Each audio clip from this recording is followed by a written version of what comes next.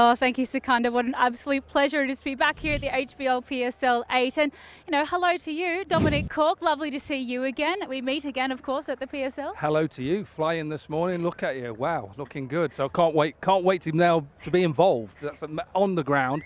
Obviously, commentary box first game on the ground today. Oh, no warm-ups for me. I literally just landed and flew straight here to be part of the game tonight. But I thought we'd, get an expert in to talk about warm-ups because we're in the middle, in the thick of it at the moment.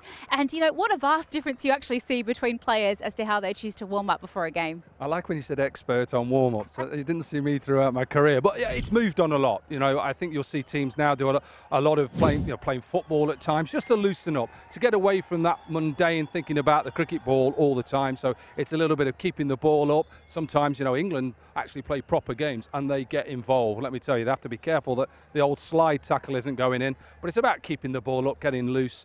And then you move on from there, and I think that's what you see. What are these teams? I've just spoke to some of the obviously Multan Sultans, and it's about just getting themselves ready.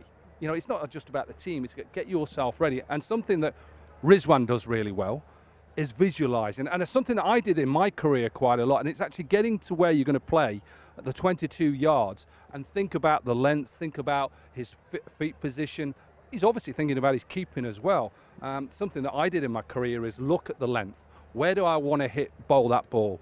Looking at top of off, yes, but where am I looking to bowl the ball as well? So there's certain warm-ups for a lot of people, but there's also the visualization, the mental part of the game. Well, the mental game is so important, and a story I love actually is Rashid Khan as well. I know he used to visualize that he was the hero in a movie, and that would be how he actually imagined how he was going to get his side across the line, which I thought was just fantastic. I just had a chat to Jason Roy before as well. He just landed as well in Multan, so his warm-up is a lot more mental than it is physical today because he doesn't want to get injured.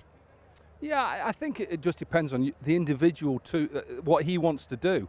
And you'll see a lot of them doing a lot of things before they have a chat. I think you can see at the moment behind me, you can see that Multan Sultans are having their team chat. They'd have done all their warm-ups before, then they'll do also their long fielding as well. And that's important because now we're getting the sun setting. It's difficult sometimes to get the actual trajectory of the ball at times. So that's why it's really good now to do that fielding, to go out on the boundary ropes, to work as pairs, and also do your work inside, the catching and everything. So Jason Roy, like you say, I think sometimes a little bit like me, best when fresh. That's what I'd like to say, no warm-up. I love that. And also fielding under lights, it's not easy. I know we see catches go down, but it's not as simple as we think. No, it isn't. And people say it's still a white ball, but sometimes it's just getting it, getting the ball out of these floodlights. These towers are really good. I think when you're looking up at them towers as a fielder, and that's for any young boy and girl out there, you see probably some of the best drop catches. Why do that? Because the ball goes in those towers and those lights, and you're trying to get out the way. You're trying to turn your body to get underneath it in some ways. But ultimately, teams have moved on from my day. I was going to say our day. Sorry, you're a lot younger than me, but